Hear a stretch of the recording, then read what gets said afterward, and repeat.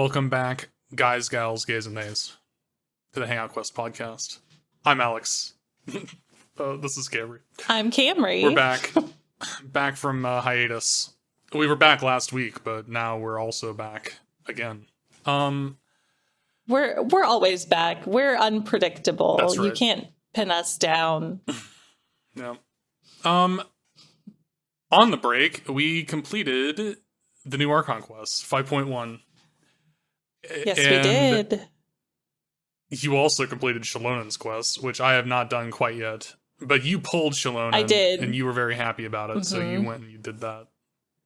And you're quite happy yes, with it. I got my C1 Shalonen because I wanted interruption resistance, and now the scuttlebutt says that Citlali is going to be a shielder, and I didn't need to have done that because I want to put them on the team together, but I really like Shalonen, so if I just write this C1 off as a simping endeavor, we're all happy again. So that's where I'll leave it. You knew the risk going in. I told them to. I begged you not to.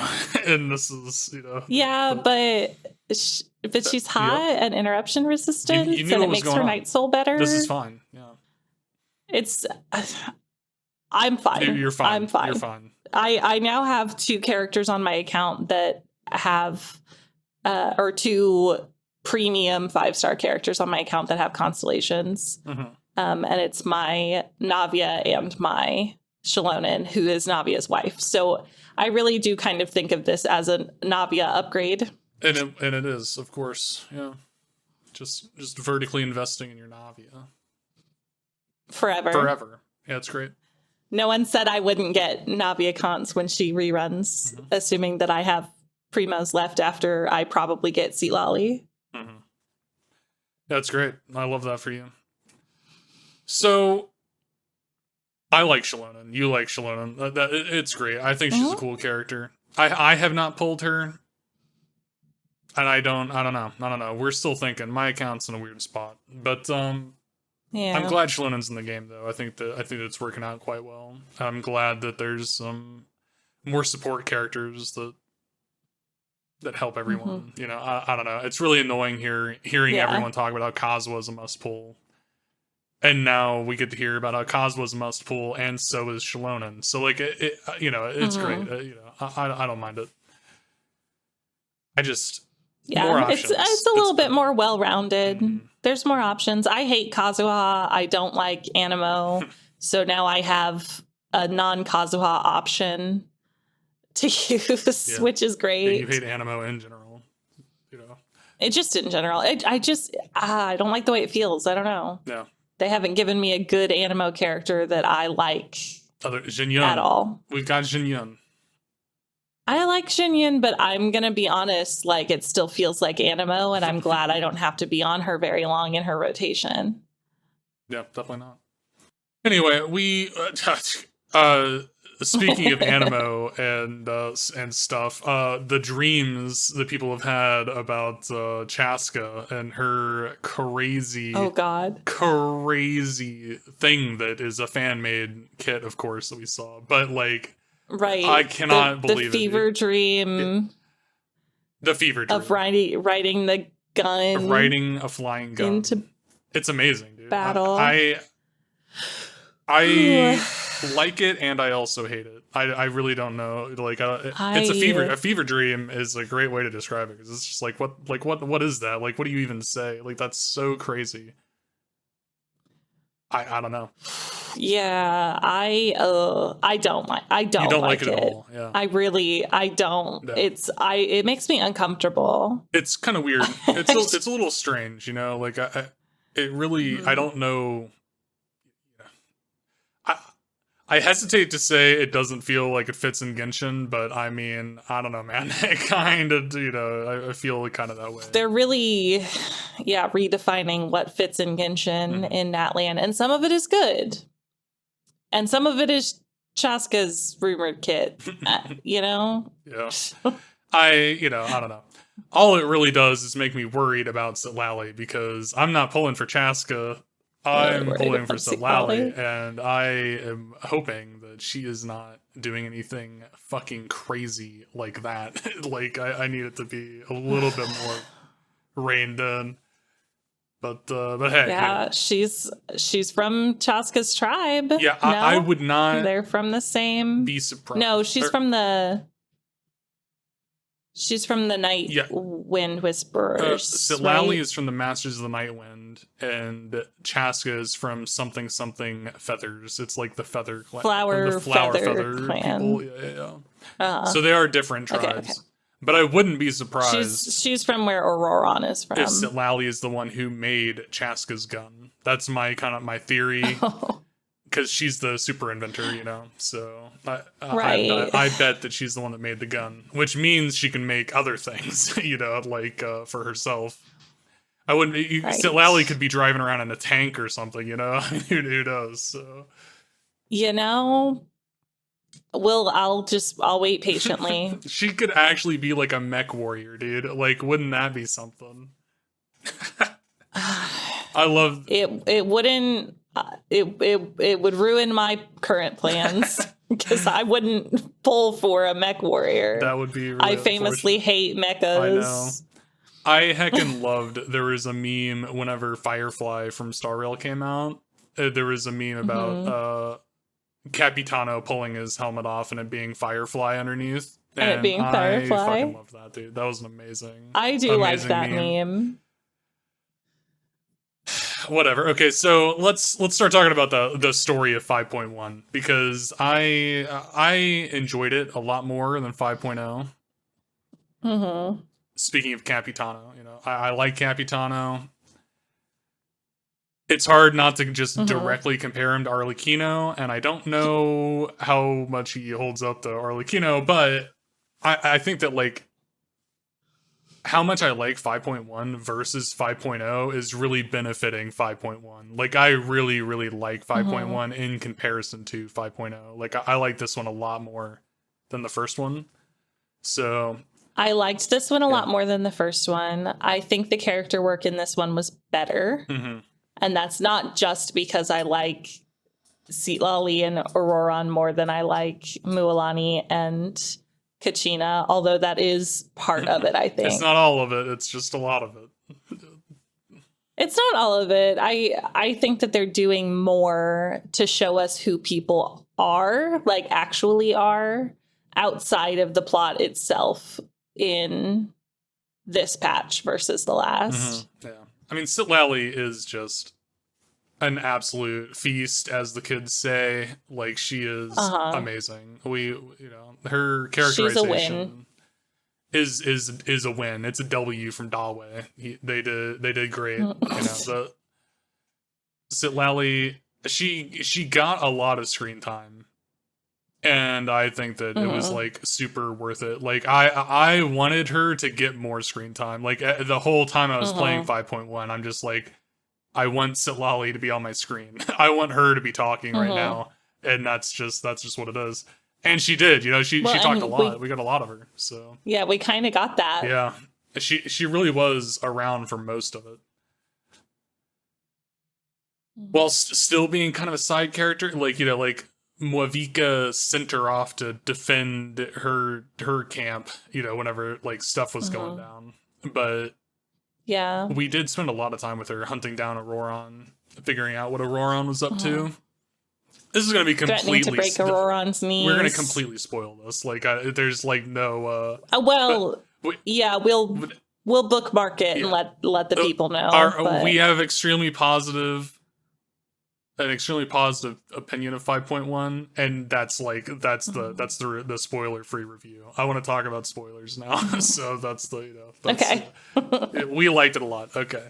And moving on, I loved Citlali hunting down Auroron and her threatening to break his legs and tearing that guy's head off and stuff like that. Like, that was amazing. And a little bit following through on it, she did come out of the woodwork and give Auroron a good punch. She did, dude. She punched him, and that was great. We heard the thud. She followed through a little bit. she let up on him in the end whenever he apologized. You know, he's just like, yeah, sorry, Granny, and she's like, that's fine. She's like, tell me why I shouldn't break your legs, and he's like, because I did good, right? And she's like, okay, fine. Like, you know, like she really let him off the hook super easy at the end. But you know, she also threatened again. She said, okay, fine, I won't break your legs, but I might change my mind. That's what I think. She said something like that. So, you know, we're all waiting for it. I think that we're waiting for it. I think that Auroron is kind of a dumb kid. Like I didn't like Auroron, and then I liked him toward the end. So I'm kind of on Auroron's side now. I think he's just kind of a dumb kid. And I think that getting your legs broken would fix that a little bit, maybe. So, you know, maybe he just needs to get his legs broken just once, you know? Maybe one leg, you know, like, I don't know. I have a limited empathy for Auroron. If he faced any consequences for his actions on my screen, I would have a lot more empathy, and that could still happen. We're not done. Right. They kind of literally said that. Like, don't forget, Auroron, Mwavika is going to judge you, is kind of what Citlali said. So it's just they wanted to get the war done first. Right. So at the point where he faces some kind of consequence and someone looks him in the eye and says, this went okay for you, that was just luck. You did nothing to make this go okay, and it could have gone really, really, really bad. Mm-hmm. And he internalizes that, then I will like him. Right now, he internalizes, I did nothing wrong because nothing bad happened, and that's not correct. Yeah, I am 100% with you. You know, so basically, my biggest complaint is him. By the way, I think he was very interesting a main character to have in the storyline. Like, I like the storyline, so I'm kind of glad that he was here. I'm glad he took more center stage, and I think that we did kind of learn a lot about him. Because similar to Citlali, I mean, he got a lot of screen time, so we kind of got to learn a lot. But we learned a lot, and we didn't really like a lot of what we saw, kind of, you know. So it's basically, I really can't believe how the story started with him following Capitano to protect Citlali, because Capitano was just like walking through the forest asking everyone he met, you know, like, have you seen Citlali? Anyway, so he's just like, what does Capitano want with my grandma? So he chases him down. And it's like, I can't believe that he confronted Capitano about Citlali and then like saved Capitano's life, knowing that Capitano was after his grandma, and then his excuse when Capitano asked him, why'd you know, like, why are you following me? He says, you know, I gotta protect my grandma. I gotta know what you want with her. And Capitano straight out, like, quote Capitano, says brutally to Auroron that, like, if you cared about your grandma, you would have just let me perish to the Pyro Archon. And it's like, I can't believe that the writers put that in there. Because it's like, that's so true. Like, he really did just, like, bold-face kind of... He's lying to himself when he says, I wanted to protect Citlali. He was just there because he thought that, like, he wants to do something important and be an important, you know, an important guy. And that's what he wanted to do. And the captain told him that. He's like, no, you're not here to protect your grandma. And he just kind of agrees. It's like, yeah, you're right. I'm interested. Yeah. You're interesting. You're strong, like, you know, and so he's just kind of a Capitano simp. And Capitano is just like so weirdly just an adult who's in the room. Yeah. Like, I don't know how they're gonna continue on with this. I don't know if there's gonna be a turn or if he's just gonna be actually a good guy, but his methods just aren't Mwavika's methods. But I don't know. I feel conflicted about him being built up as a villain.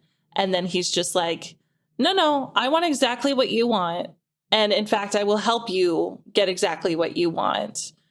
I just thought we'd do it different. And then when you thwarted my plan, I have no reaction to that. It's fine. Similar to Auroron not having any consequences, Capitano is not facing any like, he came in and he said, we're going to do it my way and I'm going to kill you to make it my way to the Pyro Archon, and he just lost the fight. Yeah. So, like, he tried and failed. He lost the fight. And then just, like, went with what Mwavika said. So it's like he tried to overthrow and lost, and then just went along with the victor's, like, point of view, which is fine, but it's very similar to Auroron, where he probably should face some consequences for coming in and saying, we're going to do it my way by force, and then losing. He launched a coup. Yeah. He tried to execute his plan. Mm-hmm. It didn't work because he decided to save Shalonen instead of making sure it worked. But, like, you only get so much credit for that, when you also were fomenting insurrection.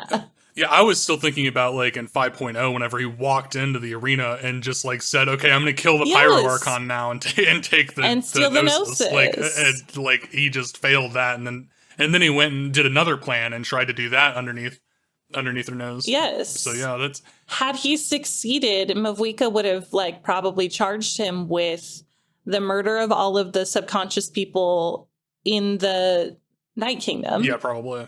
And the mass memory loss and disorientation of the citizens of Natland, which we were straight up told was the cost, and that he knew that. Yeah, he totally knew it. And, like, he was just philosophically inclined to pursue it. Like, he just thought it was worth it. Which, you know, is fine. That's an interesting thing. It's just that, like, now, like you said, he's just kind of just another adult in the room, reasonably talking about our course forward, as if he didn't...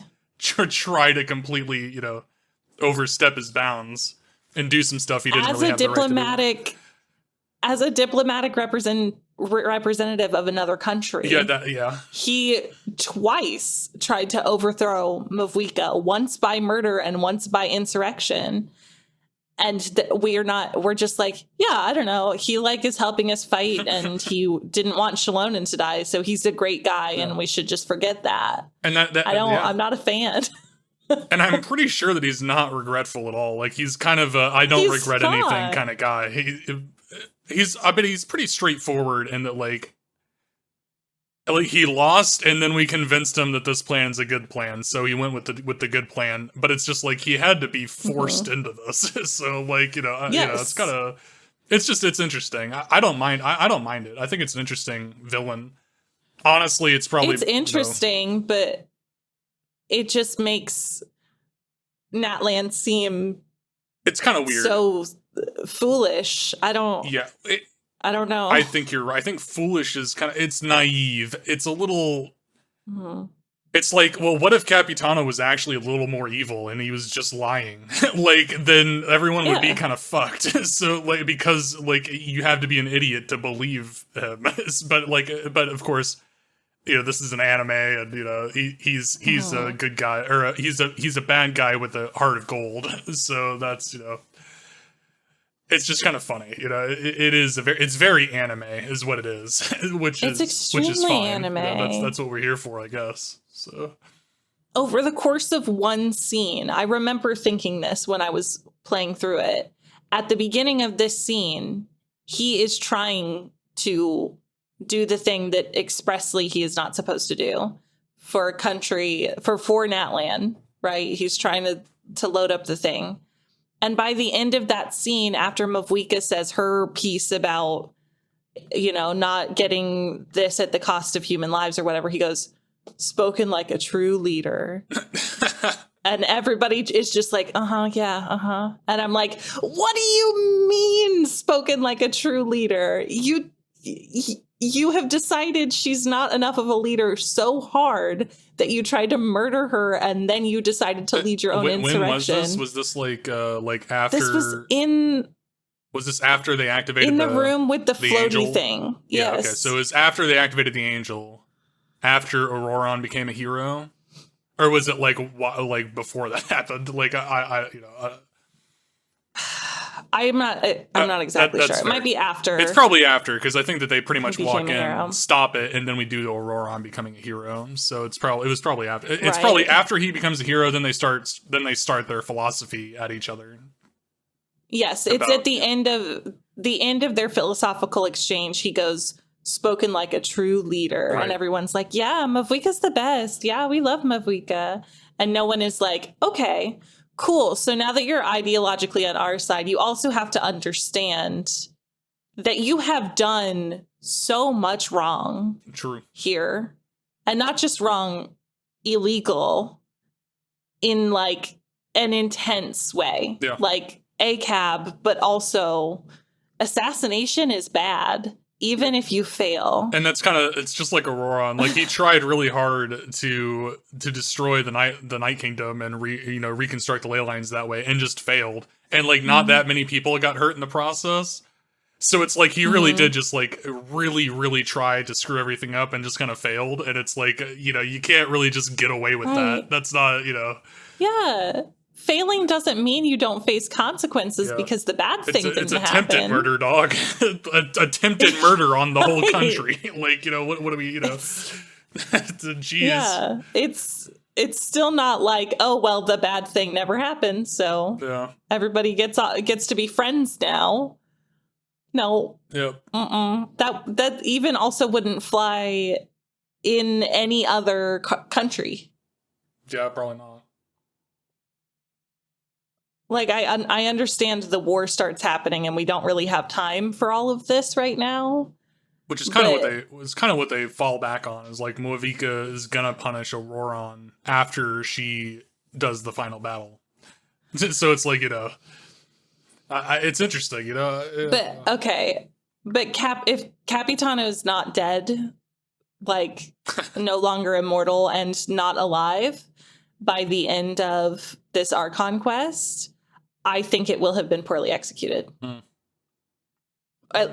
He at least needs comeuppance. He doesn't necessarily have to die, but he needs to do something of equal value in the correct direction to overcome the two egregious things he's done against Mavwika and Natlan as a whole. Yeah, he attempted to do real hard, like real hard, which is crazy. And then Auroron, colluded with him, but yeah, that's and really interesting. I don't mind it. I think it's an interesting storyline. It's just very it's very anime, and we're here for that. Whatever. It's fine. It's interesting. It's just they need for me. They need to tie this up in a way that's not, we all survived and we're just so happy about that no one's in trouble. Right, yeah. This reminds me, you're an X-Man guy. Yeah. Days of Future Past. I think about that movie kind of more often than it deserves to be thought about, because Magneto... Because the comic book is better? No, Sorry. Not because of that. Days of Future Past is probably my favorite. That's why you should X-Man, think of it. Movie. But it's like Magneto in that he talks to Apocalypse is this mutant that can help other mutants get like better at their powers. So Magneto, it gets superpowers from Apocalypse, and he uses his mega powers to topple cities all over the planet. So it's like he destroys every big city like on the planet. So he murders probably 1 billion people plus. Like, it's literally every population center on the globe. He just he levels the whole city. And at the end, he and Xavier kind of nod at each other like, yeah, we both kind of tried our hardest, didn't we? And then he walks away and like, there's no consequences. Like, it's like Xavier knows that Magneto didn't really mean it whenever he killed just cities and cities and cities of people. And it's like, Magneto's, his heart was in the right place, so like, it's not that bad. It's like, that just really upsets me. It really, really upsets me that this guy like did something so horrible and no one really cares because no one cares because he's kind of a good guy. So it's like, like, what do you mean? It's just another example of men be getting redemption arcs without ever doing anything to redeem themselves. True. I will hold to that.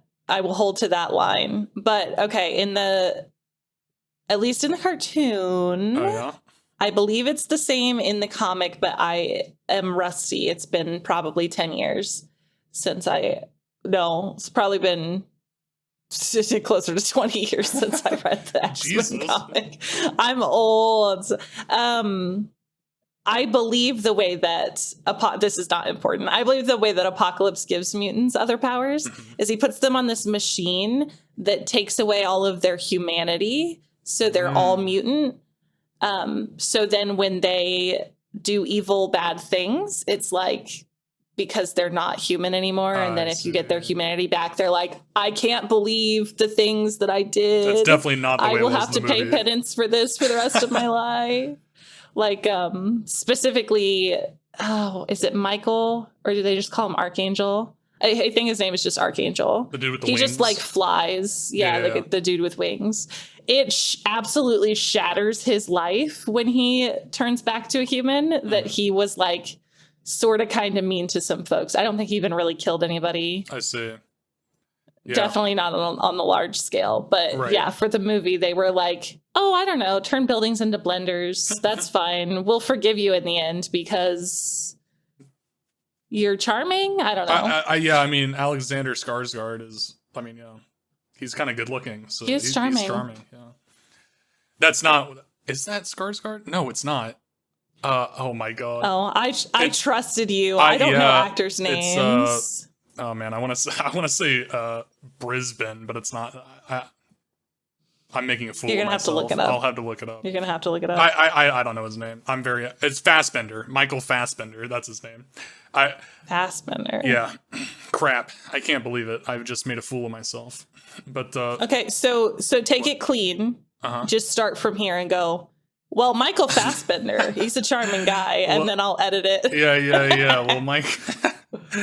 Not now. Now I have to leave the part where I said I would do that. I can't take the. You offered me a way out, and I can't take it.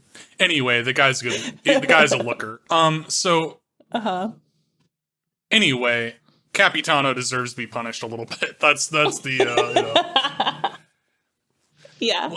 What we haven't done is simp for Citlali quite enough. I think that we need to we need to circle back here. So Citlali, she's awesome. She's got an amazing attitude.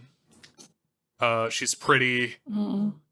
She gets drunk. Her drunken rambling is amazing, dude. Like whenever she gets drunk and then she starts her calculations, and it's like the barmaid like comes up and she's talking to us about Citlali, and she's like, yeah, you know, something about how not everyone can have, like, Citlali knows a lot of other people's skills, but not a lot of people can have her skills. Yeah, she like meditates and understands the universe or something while she's drunk. So it's like while the barmaid is explaining that not everyone has Citlali's skills, Citlali is drunkenly mumbling under her breath by this barmaid, like doing her poetic calculations with her eyes wide open. And it's amazing. It's incredible. Like, I heckin' loved that scene. I love it. And Citlali, for me, is the perfect waifu bait.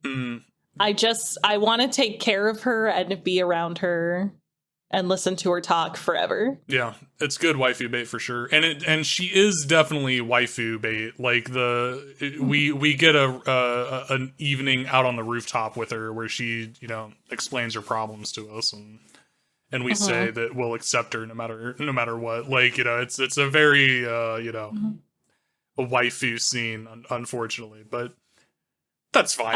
It's not that unfortunate. Yeah.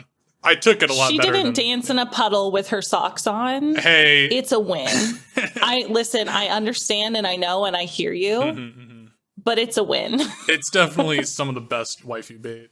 Some of the most stomachable waifu bait we've had. Yeah. I dig it. I like her. I like her a lot. I like her. Now, I hate that we heard her thoughts and then didn't tell her in real time. We waited until she was drunk and vulnerable to tell her. Yeah, didn't love that. I also didn't love that. I really thought that I stopped playing the game. Like, I took a break one of those times, like, while that was happening. And, like, while I was on break, I was thinking to myself, like, it'd be so cool. She claims to be this, like, super genius all the time, but we kind of see her get some wins here and there. Like, she is smart. But we don't get a lot of wins from her, or like we don't get a lot of things like really showing just how super genius she is. And I really thought it'd be dope if Citlali knew that her thoughts were being read the whole time, and she was just duping us because she could actually hear our thoughts too, but she was just pretending like she couldn't hear our thoughts.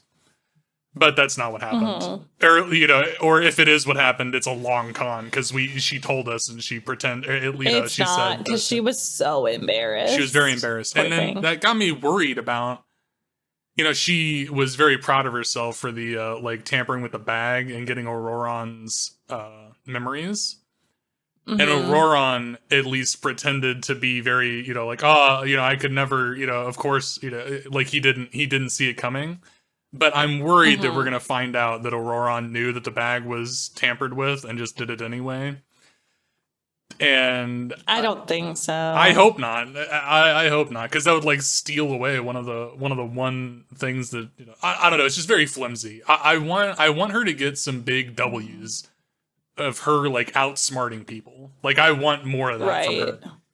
And well, I don't know if her kind of genius is outsmarting people. I think it is outperforming people. Yeah. Like in her receiving the calculations thing.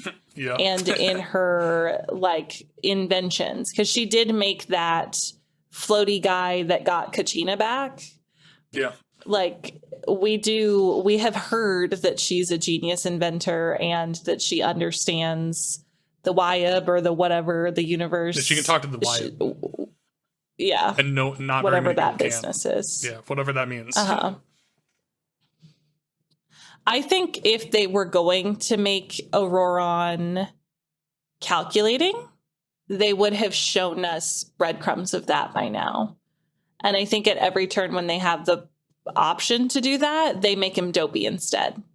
He's kind of dopey. He's kind of just a dopey, dumb, liar kid, you know? And that's just, you know. He's a useful idiot. Yeah. That's another thing I didn't really like about Auroron is that he's a liar. Like, he lies and, you know, which is fine. Like, I you know, I don't want to, I want to be consistent here. I want to at least point out that I have been asking for character flaws. So, you know, I'm fine. I'm glad, which is why I'm trying not to be too hard on Auroron. Like, I feel like they've done a good job of portraying him as a kid, even though he's in his 20s or something. Like, you know, like he's not that much of a kid. But yeah, I want to think. I mean, I don't know. Sometimes a 21-year-old is a kid. That's fair. I'm just saying he's not a 12-year-old. You know, like right. It's a little more understanding for a 12-year-old to be lying like that to people. And you know, it's not like he's not a kid. Obviously, he's young. But I'm just saying that, you know. Sure. I mean, he has. Sorry. That's fine. He has an incomplete soul. And I do wonder if that's going to come back. Like some piece of his humanity is missing. Maybe. I don't know. Maybe. I don't know. Please continue. I accidentally interrupted you. No, it's all good. I'm just saying that, like, I don't want to criticize him for being a liar too much because I'm asking for character flaws. I'm asking Hoyoverse to give me flawed characters, true. And it's like this guy, you know, he comes in and he's a liar who, you know, is willing to lie to other people and himself, kind of. And it's like, you know, that's fine. You know, I don't really hold it against him. It's just that I, you know, right. I do hold it against him because I'm a simp, though, and that's another thing. I'm trying not to be so much of a simp for Citlali because, like, Citlali forgives Auroron.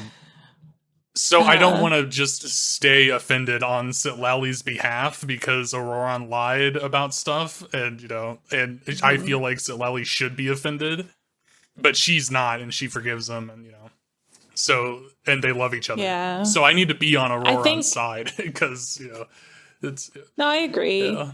I think to fully buy into that, I'm going to need the Archon or the story quest and the Hangout quest, if they have one. Yeah. To, I don't know, more fully understand their dynamic. Because it's, I know that Citlali was Auroron's teacher, and it seemed like maybe he was living in her house while she was his teacher. Like, I think, I don't know. I think there's more to the dynamic there. I think it is almost like actually mother-child. And so it may be like he just can do no wrong. Maybe. It does seem like they're pretty close. And she at least sees their relationship as her being a guardian of his. So, that's, and I think that he thinks of her as a guardian figure type thing, mother-esque, granny-esque. Granny. But, yeah. Yeah, I'm very interested in their dynamic. I'm liking it. I really like Citlali and Auroran. Mostly because of Citlali, though. That's the problem. So, Yeah. I need some more endearing qualities from Auroran, I agree. But they're not done with him in the story, so there may he's be... still cooking. Yeah. There may be some cooking to be had. And I mean, he talks to vegetables. I just hope they don't fuck it up. That's fun. I want to meet his, whoever it is that's in the house, boyfriend or dad or the veterinarian guy. I think it's... Whoever that is. I wanted to say alpha, but it's not alpha. It's like... I don't know. But yeah, what is that about? Like, why is he not being shown? But he has a normal human voice, but he's like not... Because my initial...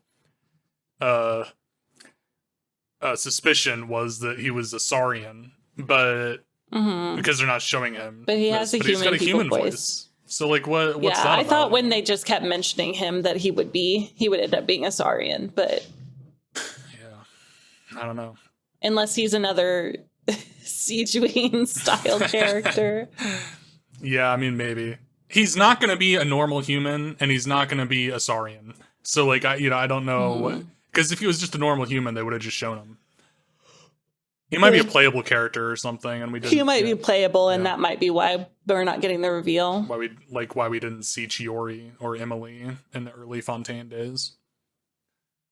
Which is another thing I want to talk about real quick here at the end of this. Like 5.1, 10 times better than 4.1. Like I really, really liked 5.1. And I really, really did not like 4.1, which was the Fortress of Maripede. So, The Fortress of Cognitive Dissonance. Sure, yeah. Yeah, the Fortress was a hard thing to get through. And this was not, like, it's like a page turner. Like, I really wanted, like, every time, I'm just like, I just want to get to Citlali and talk to her like this whole time. Like that's what's driving me this whole time. Like let's just go get I gotta go do the conversations with Citlali. And then also I think there's a war happening and stuff, but I was gonna say there was other good tension building going on in and between Citlali scenes. Yeah, I know that you're kind of a fan of the hot air balloon sequence where we go out and we fight to save people. I'm not a fan of the hot air balloon itself. Sure. I did think that it was good visual storytelling, that they had us like out on the front lines, out in the battlefield. We could see people dying. We saw like the carnage. We got to places a couple of times where there were no survivors. Yeah, which was cool. That is cool. I liked it a little bit. I thought it was a little too long. I think they kind of undermined some of the like seriousness of it by making it a little too long, which of course it's kind of a weird it's kind of a weird balance that I'm asking them to make there, because it's like they want to the point is war is pointless and bad and wrong. So like, having it long and drawn out kind of makes that point better, but I don't want it to be long and drawn out. So it's kind of, So exactly the thing that they did wrong, in my opinion, is that at some point you get on the hot air balloon and they force you to take a really extended sequence where you fly like across half of Natland to just see carnage.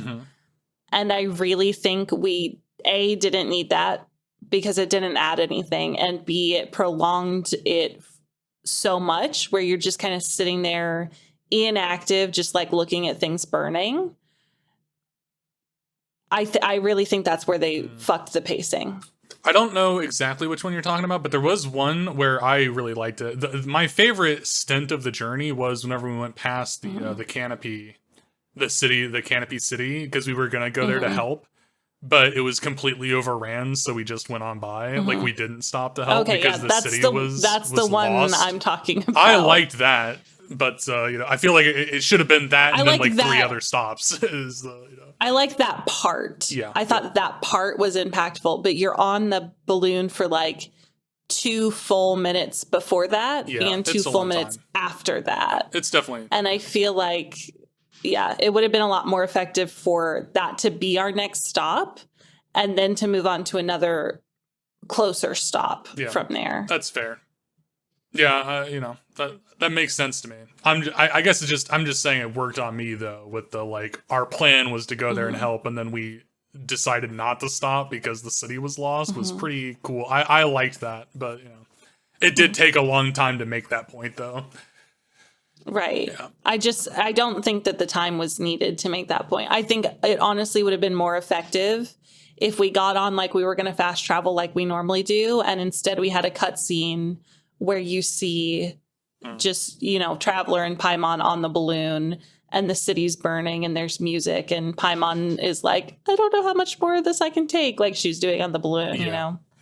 And it's just you see it and then you go and then maybe you say something about, let's find the next, let's find more people, and you could just go. I just think the pacing on that to make that point was off. And I think forcing us into inaction in this like really urgent space where we're supposed to be doing like saving people's lives. I get that it's like, oh, you're helpless, but I don't want to feel that helpless that long. Sure. For you to get your point across. I already feel helpless when I get there and it's already over. They're already all dead. Yeah. I don't need you to also then make me, the player, sit here for that long. Yeah. And that's just, I also, like, I feel like there was too many stops. Like, because, I get that, like, I'm kind of a stick in the mud for saying I don't like the combat. But, like, I like the combat in the game, obviously. But, like, just to go to, like, to literally like 20 stops to just beat down some monsters. It didn't need to be that kind many. Of annoying. And dude, Toto fell. Like, my poor guy was trying to defend some friends that got hurt. I can't believe it. Poor Toto. He's alive though, so it's fine. He's alive. Fine. Yeah. And Natlan, when you finish the Archon Quest, and I know it's a special story mode, whatever. They can't like change the world state. They could. I feel like running around in Natlan post knowing everyone died in the war and it all just being right back to normal is like a little bit. It feels a little rough. I don't know. Like that it just didn't change.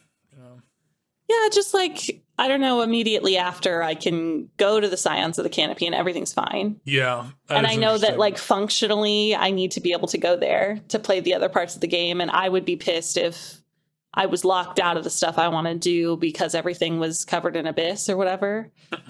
But I don't know. It just...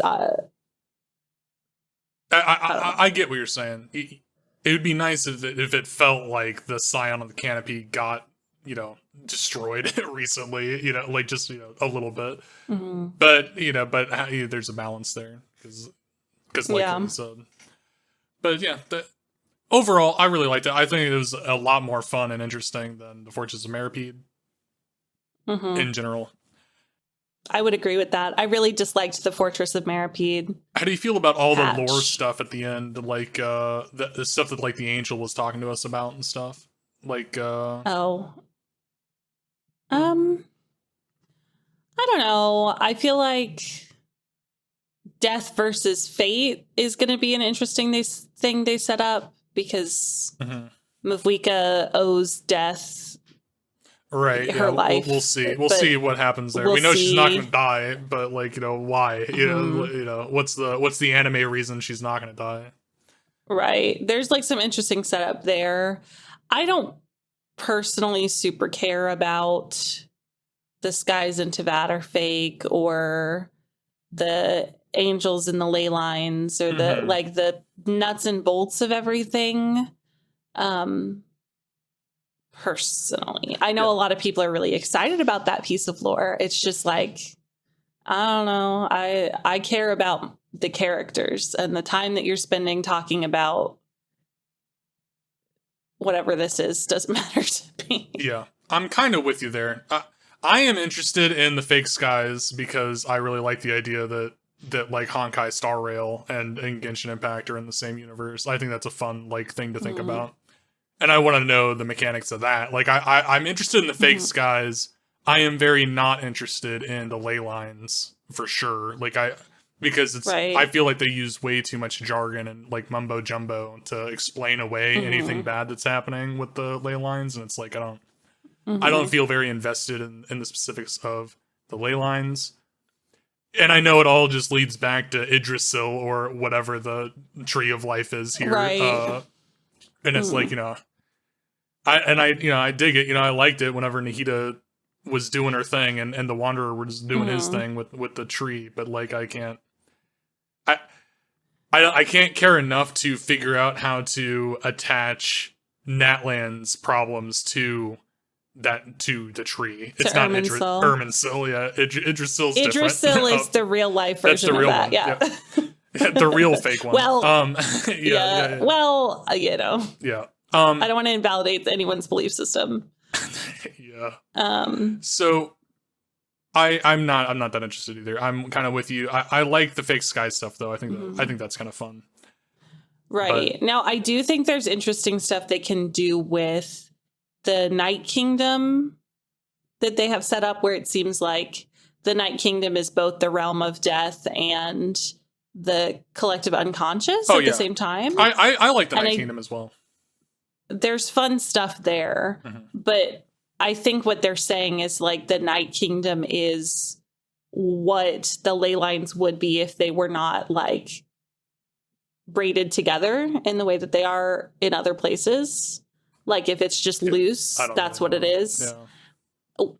Which is like, I don't know. Okay. Yeah, I'm sure. With you. I don't really care how this works. I dig that it's part of your guys' culture and stuff, but like, I can't be bothered with how that is versus the Sumeru stuff. Right. Like I don't need them. I don't need them tied together. I don't need you to explain to me why they're different or what the differences are. You can just use, your Xibalba, your Realm of the Dead, and your Collective Unconscious, which are two interesting ideas to have going here. And I don't need you to be like, but also this is Genshin. So what you need to know is how this is like ley lines. Yeah. And it just doesn't matter to me.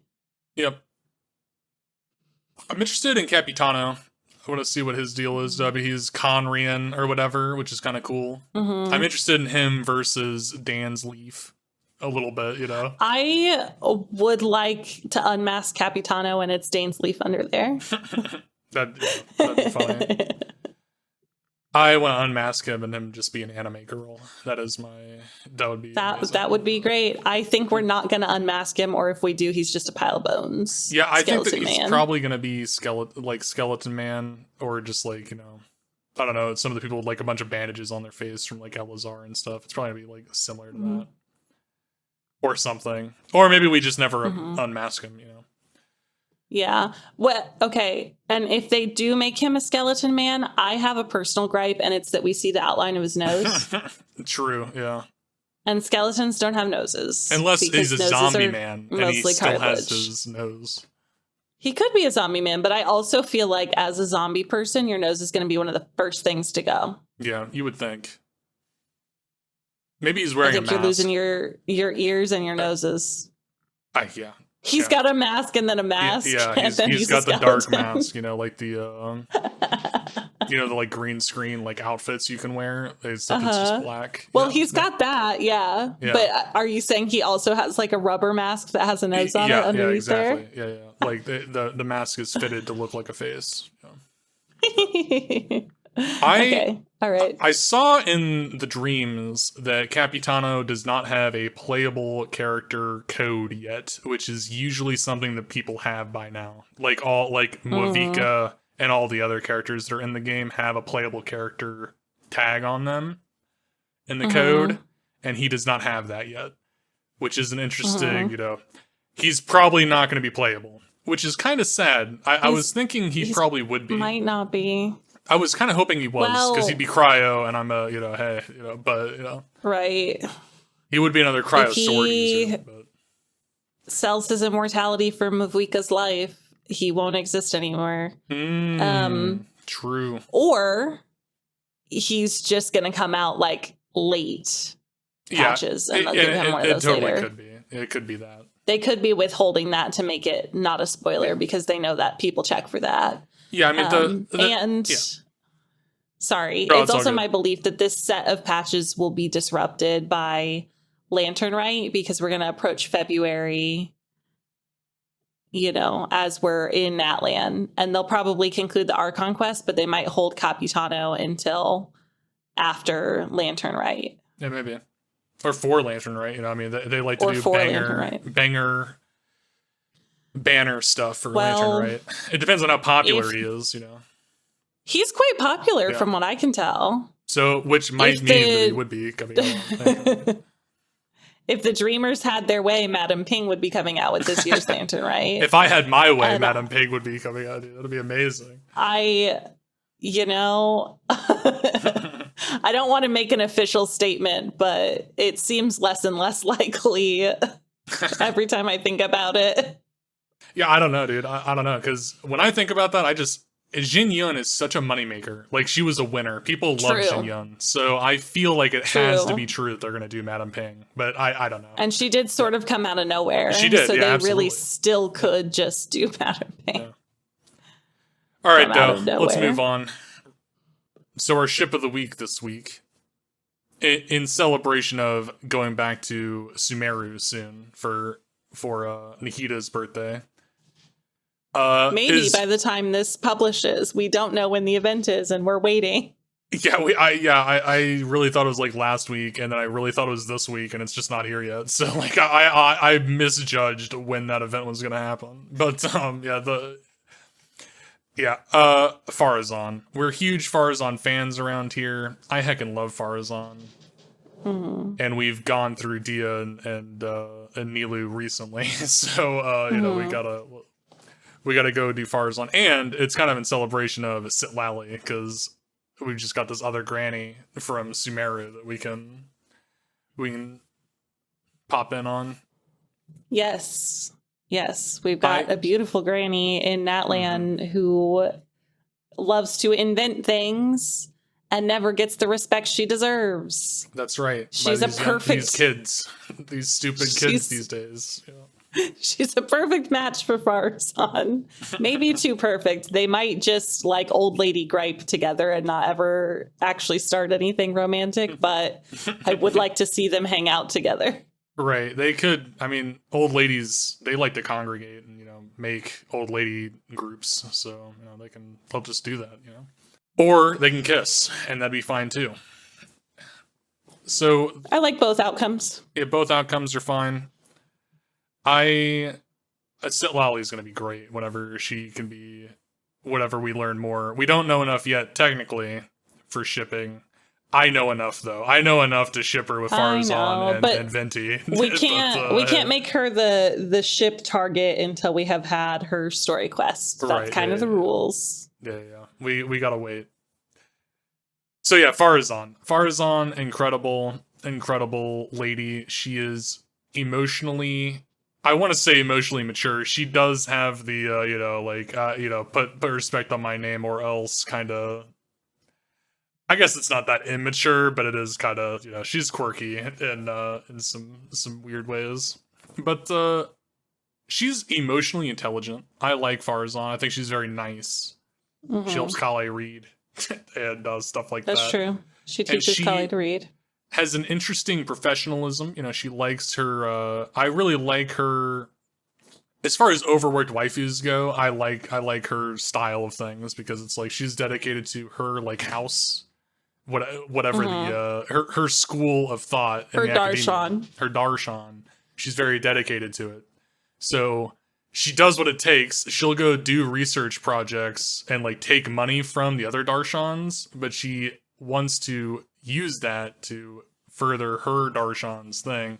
And it's like other darshans want to pay her to abandon her darshan and come to theirs, and she won't. Yeah. Because everyone wants Faruzan on their team because Faruzan is a genius. It's incredible. Yeah, she's very, very good, and she has got a fantastic reputation, which is cool. And she's very good at making the little robots, which is what her darshan is, right? Is the robots. The inventing one, the one that makes inventions. But the people who do history are the ones that really want her, but she won't go. Well, she won't abandon the robot. Which, also in her defense, I feel like they want her because she's from the past and not because she's an incredible talent. And she should stay where she's an incredible talent instead of being like a curiosity. So I'm with her on not budging.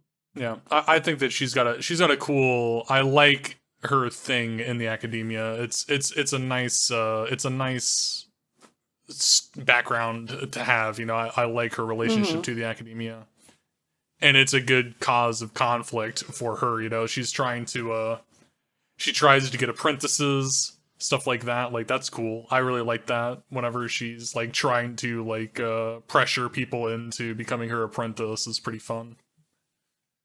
So, with this in mind, oh, and she's very pretty. Did we say that? Yeah.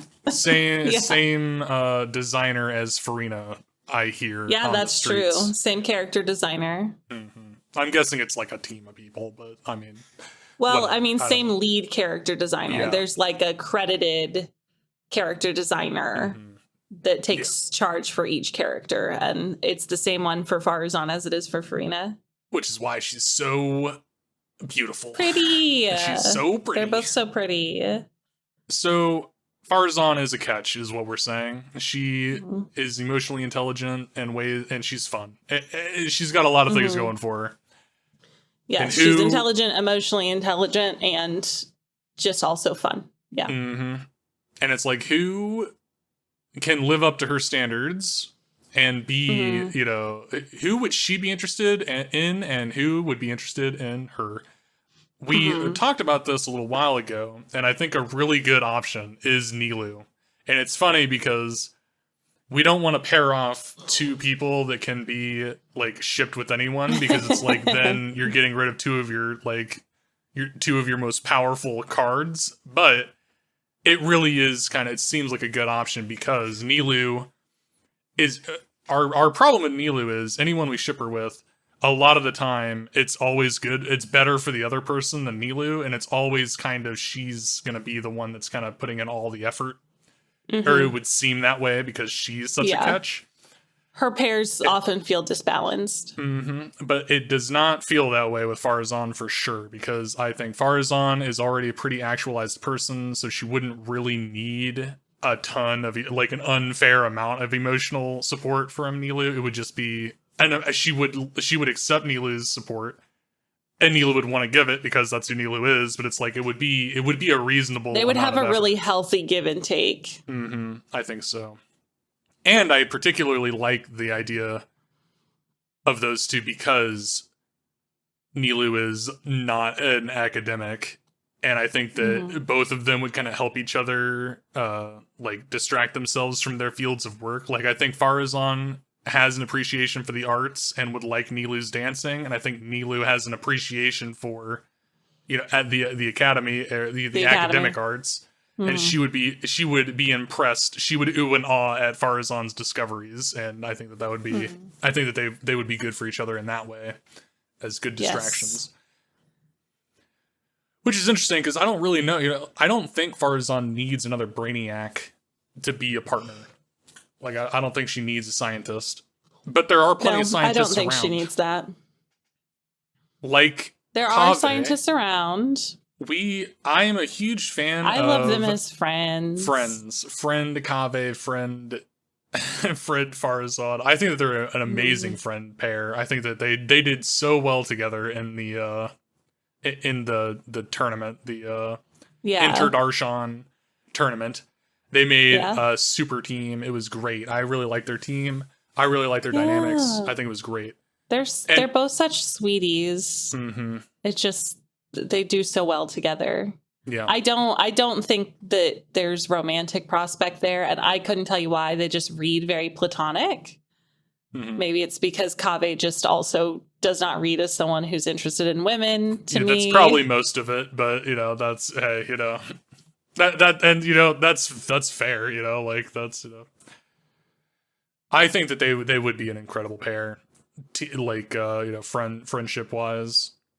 Mm-hmm. I guess if Kaveh was interested, I could see it. I think you're right though. I think everyone's right because everyone knows Kaveh is just gay as fuck. But yeah, they have him in advertisements in. I think I bring this up every time. I think in Korea, where it's bride and groom, Kaveh and Nilu, and every time I see it, I'm like, that's just not correct. That's funny. There's just no way. There's just no way. Because they would be. We talk all the time about Kaveh and Nilu being good friends, and I think it's pretty much a very similar situation where like Kaveh could go to Nilu and just be like and have her be his therapist. I think he could pretty easily go to Faruzan and have her be his therapist. It would just be a little bit more. She's not as much of a nurturing therapist. Right. She's more of a. One is emotional and the other one is cerebral. Sure, yeah. But she would help him. She would help him a lot, get his shit under control, do his financial planning and work on his logical fallacies. Yeah, she would definitely be a fantastic help to Kaveh. All right, but that's okay. So that's just friendship. Right. There's no romantic spark there. So Faruzan, I think, would be a good match for anyone who is pretty much emotionally not high maintenance. I think she has emotional intelligence, but I also don't think that she is a person who would take on a project partner. So no Farina. Potentially. Maybe not Farina. Maybe. I mean, it's weird because I see Farina has the emotional intelligence. I feel like she's going through a hard time right now. But I'm more talking about Kaveh would be kind of a project partner. He needs a lot of help. He's not going to be fixed anytime soon.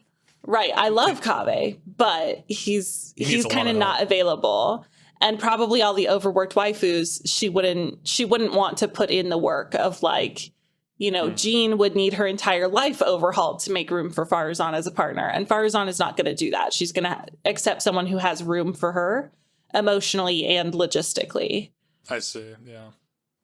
Farina is an interesting case because I feel like it's wrong not to call her a project partner, but it's I feel like if you put in any amount of effort to help fix Farida, it's just going to work. She just needs someone to be there right now. Right. And then I feel like she is, she's on her way. She's got an arc that's actually kind of short. So it's she just needs some help and then it's great.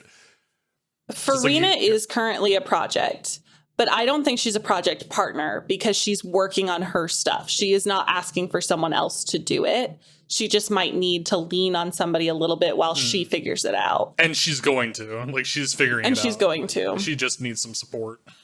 Yeah. Right. And I think that's different than some of our other characters who are looking for other people. When we ship them, right? We're looking for partners who can pull them out of their negative patterns and who can help support them and kind of motivate them to do the work that needs to be done for them to be a good partner.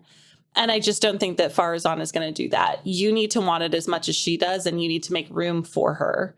And then if there's emotional stuff or logical stuff that you need to work through, yes, she will absolutely support you through that. But you need to be willing to bring it to the table. So yeah. And I do think Farina could do that. So you're in a way, Farina, like- yes. Farina, Farina, yes. Yeah. Like Raiden, no. Raiden is never going to bring her trauma to the table and let Sure. anyone work on it. Right? Yeah. That's kind of her whole fatal flaw is that she wants to do it alone or with the puppet version of herself. Yeah. Right? What about the Wanderer? Because I'm kind of a Wanderer Faruzan fan. He's such a project, though. I guess. I feel like in opposition, a direct opposition to Farina, he does not want to work on his stuff. He does not want to talk about it. He does not want to go there.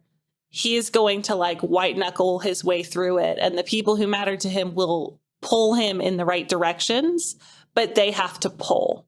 And I think Faruzan is more of a like open arms. I'm here if you want it, but I am not going to chase you down and make you change kind of person. I see what you're saying. And I think he needs someone to hold him down and be like, you need to change.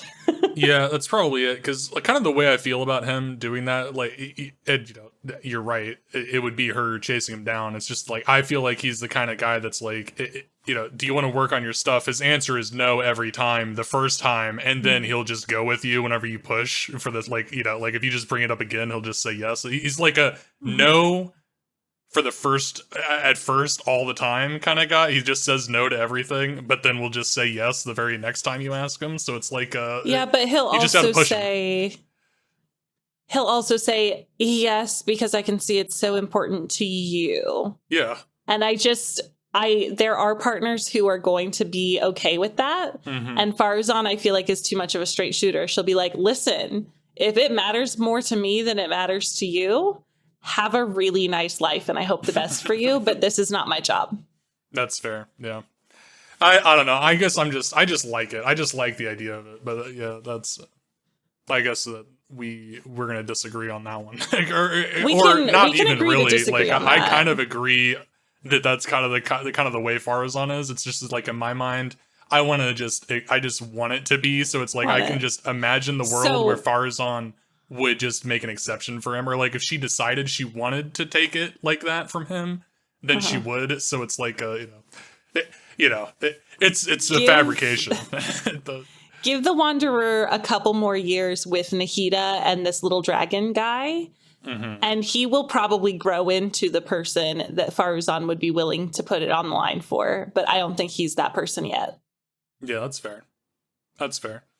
So I know Zhao, I've just argued with all of your suggestions. I haven't given you a suggestion. No, it's all good. It's all good. So Zhao's off the table too. That guy's crazy. He's not talking. He's not working through his problems anytime soon. I love Zhao, but he's so avoidant. He would not get along with Faruzan. What about Zhongli? He's a grandpa. She's a grandma. I was kind of thinking of them. And he's kind of. I think they would work. He's got a history with inventors. He likes he likes Jin Yun potentially, and the Salt Lady. So like maybe there might be something there for him. There could be something there for him, and she might know what osmanthus wine tastes like, so they'll have lots to talk about. Zag, though, what about Faruzan Auntie Yoon? Because they're both inventors. Oh, yeah. They are both highly respected. They're both old. I feel like Faruzan would love meddling in Shinha and Ganyu's lives to try and help improve them. Stepmom Faruzan. Faruzan. She would be an evil stepmother. But no, she's so sweet to kind of like teach her to read. Yeah, she would teach Shinha how to interact with human beings. She probably would, yeah. Yeah. I'm thinking of it in like a juvenile, like you're ruining my life. She would be a prank pulling stepmom. She would prank pull and just insert herself where, she would see that Shinha can't communicate, and she would want to help and, insert herself in that spot. And Shinha wouldn't blame her for it, but,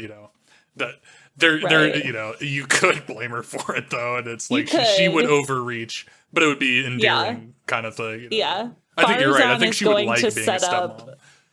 Faruzan is going to set up play dates for Shinha, even though Shinha is a full-grown woman, because she'll be like, your best friend is Guoba. I love that for you, but maybe let's make some human friends now. Yep. She could hunt down Chung Yoon and get Chung Yoon to talk to Shinha. Yeah. That'd be a She good, absolutely I think that'd be could. a good start. She absolutely Chung could. Yoon is a pretty sociable guy. So like he could help. He could help his aunt. He could help. And I feel like the efforts of Auntie Yoon and Faruzan combined, right? Mm-hmm. They could probably invent things to help solve a lot of problems. Probably. Like, they could probably give Chung Yoon something that would make him no longer reliant on popsicles to stay blue. And they could make something for Shinha that maybe lets her be contained without losing all of her emotional range. And like, I think they could work on some R&D for the people they care about together and find that a wonderful bonding experience. Yeah. And I do think they just have a lot in common. I think that this is kind of a hit. This is a good idea because they really are temperament-wise. I think it works, profession-wise. Like I was saying, it'd be good for her to be with like Nilu because Nilu's a dancer and like has nothing to do with her profession. But I think she would be equally as happy with someone that is like Auntie Yoon, who is pretty much exactly the same profession.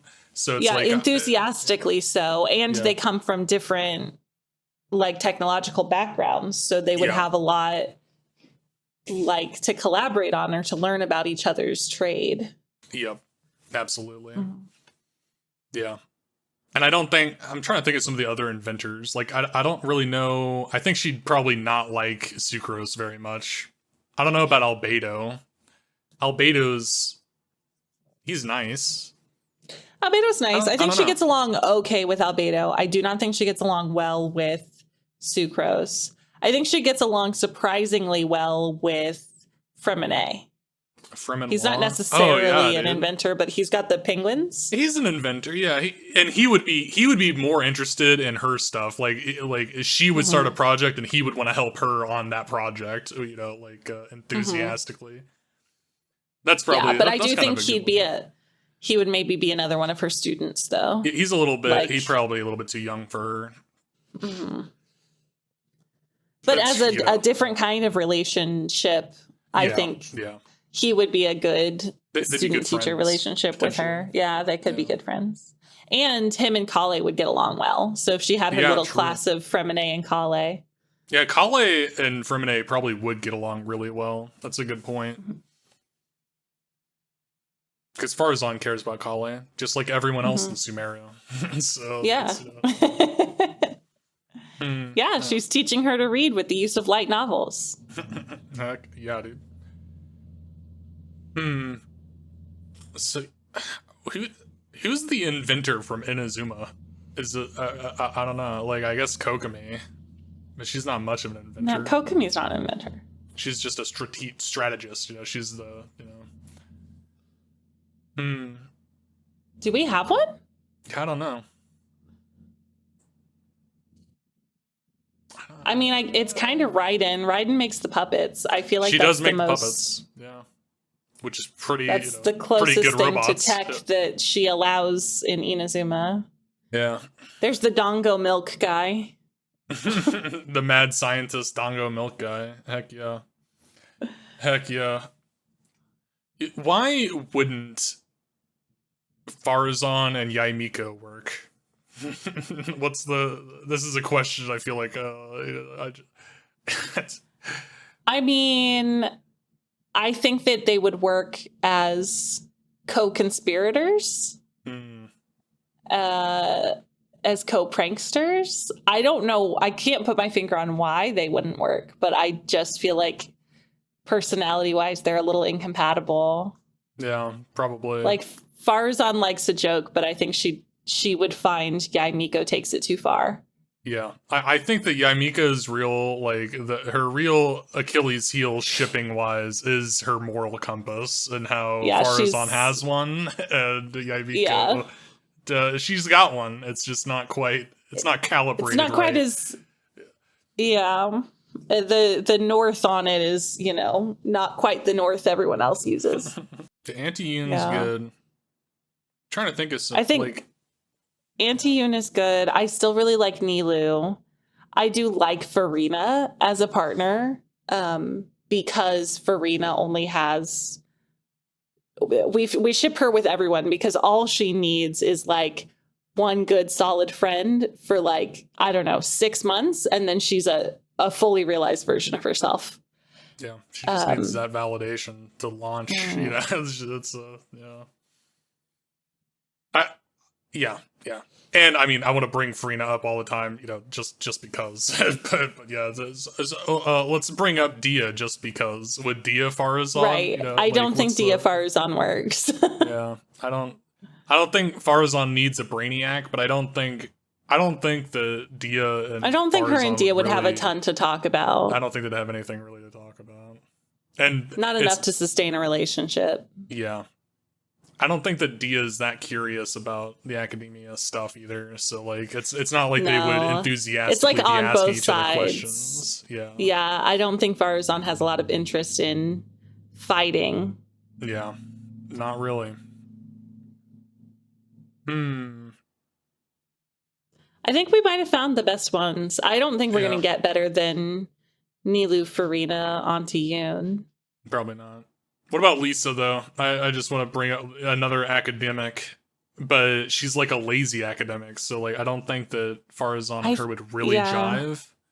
I think Faruzan does need someone who's kind of industrious. It would kind of depend, because like there's a world where like Lisa gets the glint in her eye and she's like, oh, I gotta try, like, oh, I like this Faruzan girl, I gotta try to impress her, so she does some stuff to try to impress someone, and Lisa trying to impress someone would probably be a very impressive person. That is true. You know, I don't know.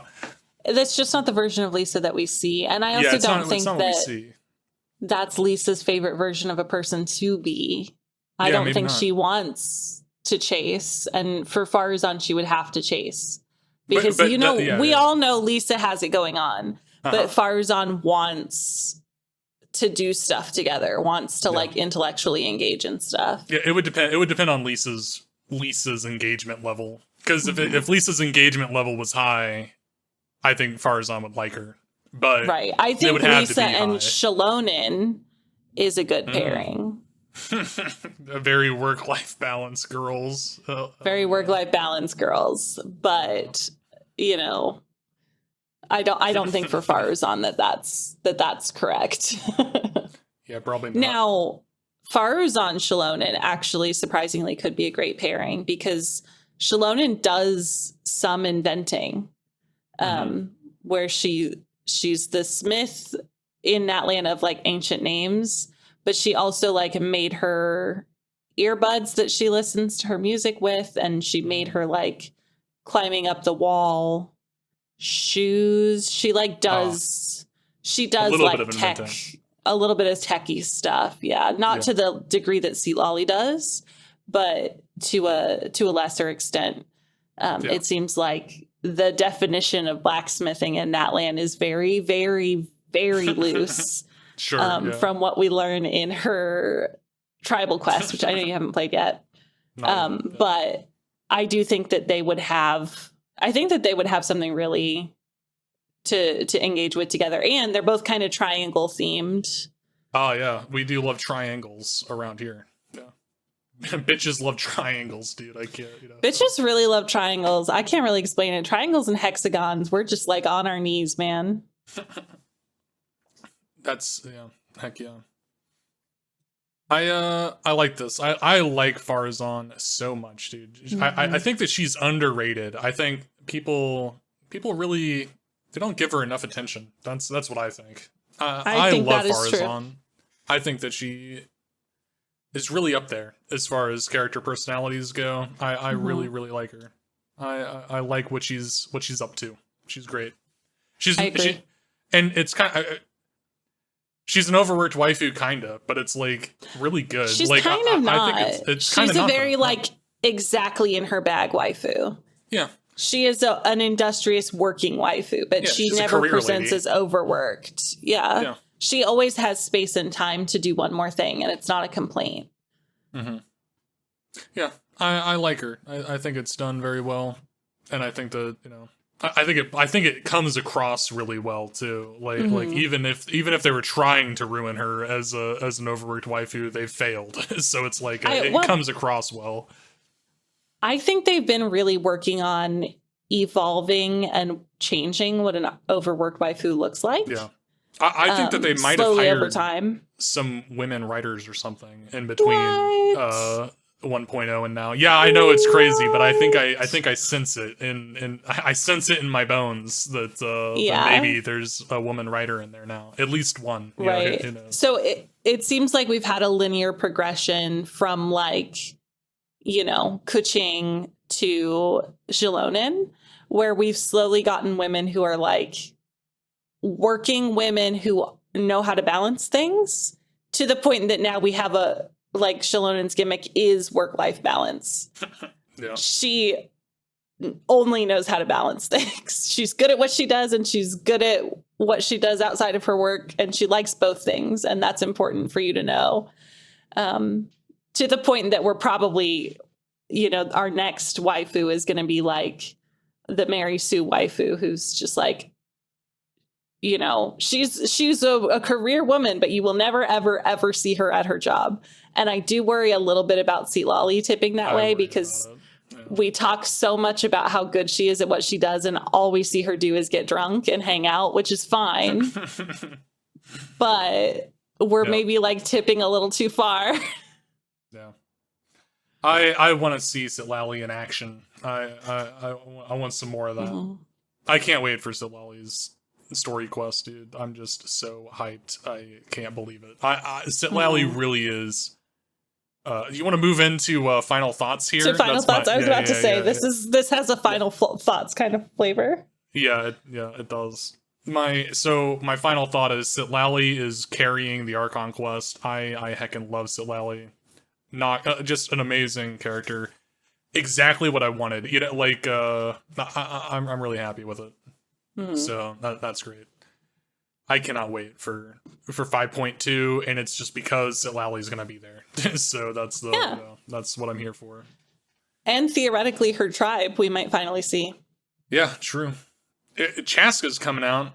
I wouldn't be surprised if it's Citlali's tribe and Chaska's tribe. And Chaska's tribe. Yeah. And then it's Ensign. Ensigns would be the only one left then. There's 6 and we've got 3 of them. So we might start getting them one at a time then. So we might get the Flower Feather clan, which we know is sort of nearby and is on the other side of the stadium, because we were going to go there. Right. In the Archon Quest, and then we didn't. Where they have so much more map probably to give us, it might be one tribe at a time from here out. Hopefully not, though. I would like to see Citlali's tribe. I want to see Citlali's tribe, and I just want Citlali to come. Like, where is she, dude? Like, what is this? Like, why Chaska's coming, and then the Archon has to come after Chaska. I really, really hope it's Citlali next. Like, what the heck? I can't keep waiting. This is crazy. This is nonsense. We gotta start a riot, dude. Citlali They really do have us waiting. I can't believe this. Well, she's cryo, so they're going to lock her up forever. No. That's what they do with cryo. That's what they do with cryo units. I'm so sorry. Yeah, dude. I'm really sad. Venti win. I hope Venti is next, not Zhongli. But hey, we'll see. We will see. Little Nahita's gotta come and go first, and then I think that it'll be Venti, and then they'll hold Zhongli until closer to Lantern Right, because they usually try to run him around Lantern Right. I don't know. We'll see. No, we'll see. I'm thinking too far ahead in the future. I just know it comes every year. So, it's gonna happen. Yeah. Anyway, that's my final thought. What's up? What are your final thoughts? How'd you like 5.1? Let me think. I really, really liked 5.1. The lore stuff I don't really care about, but I think the storytelling in 5.1 is really good thus far. And I think that they are, as much as 5.0 was the tell don't show patch, they've kind of reversed that. They've done a lot of showing and telling. Of course. And then telling again. But I don't know. I think we have a lot of good story momentum from here. I'm not sure where we actually go from here. I know there's supposed to be like a big final battle, but I don't understand sort of what the rising action is from here. So yeah, I'll be interested to find out. It's interesting because like we really don't know. Like, yeah, we just know that Mwavika is going to confront the abyss or something, and it's like that's just kind of the end of it. It's kind of unclear what the because like in Fontaine, it's like we knew like the stakes were kind of laid out for us. Like, yeah. And we know that there's going to be some sort of twist, you know, like there's always this twist in the Archon Quest, like Irminsul, like Focalors with her scheme, you know, like there's going to be some sort of twist that we didn't really see coming that has to do with the Wyebs and Nightland, I'm guessing. I feel like I don't see any of the rest of the story coming. I don't know what happens from here. And I'm not sure if I should be excited about that or not. I'm sure it's going to have something to do with Conria. I'm guessing it's going to have something to do with Conria and the Abyss and its relation to the Celestia. That's sure. I'm guessing. Yeah, and there's some maybe kind of I don't know what's going on because I refuse to learn that lore. Right. Yeah, it's a little bit too close to the overarching, you know, mega important lore that, you know, is very important to everything and it's not very close to home. So, and like directly related to characters like Farina, you know, like it's very easy to be invested in Nahida and Farina's like big twists because it's directly associated with them. And Wavika is it's very abstract, detached. Yeah, it's metaphysical. So it is metaphysical, and I feel like in the other regions, right? The region itself was at stake, and we had a character reason for caring. Like, you know, in Fontaine, the Rising Waters and Farina, right? In Sumeru, it was like it's the whole of Sumeru are being misled or being like manipulated by this thing, and we care about Nahida. And I feel like in Natlan, it's like, oh, the whole of Natlan and therefore the world is at huge risk, but we will not let you get close to or attached to Mavwika, really. No. And we are not going to lay out what the stakes of that are, like what exactly it is that we're doing here. Yeah, I agree. It is kind of sad. And I don't know if I'm being sort of like defensive about Wavika. Like I'm really like, I don't know if I'm asking too much of her. Because, I mean, we know a little bit, like, we know that she's invested in Natlan, and we know, you know, she's got this tragic backstory with her family and stuff like that, and her little sister and stuff like that. But it's like, they're even in a lot of cases, like, cutting her out of the action itself. We keep going back to report to Mavwika what's happening, or it's Shilonen who's making moves, not Mavwika, or it's Citlali, right? And I feel like she's being held apart from the current story. She's being used as a nuke, right? She'll fly up into the sky and punch the abyss in the face so hard it breaks the sky. But that's Flash. That's how does she feel about that? That's just plot. Yeah. And then we're not getting the substance of her actual involvement in any of these moments. And even like in 5.0, when like Mualani's really upset because emotionally the actions that are taking place are really upsetting. Mavwika is calm and cool and collected and just explains her point of view. She's just philosophizing all over the place, explaining why she's morally correct in all of her actions. Like that's just. But in that instance too, it holds her apart as just like a moral authority and not as like, we don't see her close the door from that meeting and then like, you know, let drop the Archon thing and really have emotions about any of it. It's almost like Raiden-esque. And I feel like I felt the same kind of flatness there in Inazuma too, kind of where a good point. we did get emotional connection at the very end and it was a little too late for me. Yeah.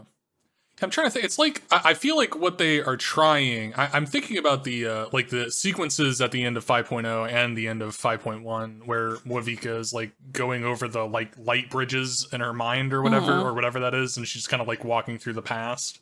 I feel like that's what they are using as our like that's what they're doing to characterize Wavika.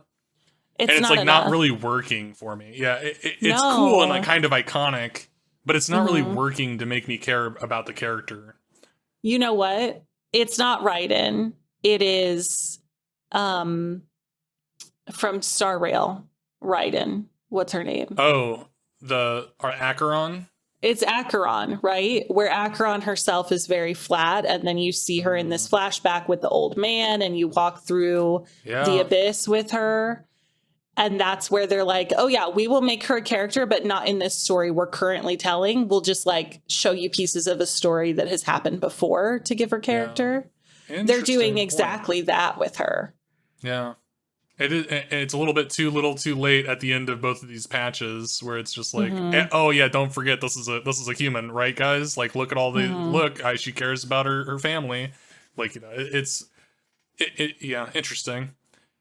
It is just a little flat. That's my read on the Pyro Archon right now. You know, we'll see. Again, there's going to be some twist, and there's going to be a huge thing where she, I'm guessing, has some sort of emotional climax to save the world and herself. Right, you know, which I'm all for. Cool. Yeah, I am all for. But she is right now. She's doing the actions that should have emotional depth behind them, and they don't. She's just doing the cool things. And I need both pieces. Yeah. Yep. All right, well. those were my final thoughts. Final thoughts. Heck yeah. Well, we're out of here. Good night, babies. Good night, babies.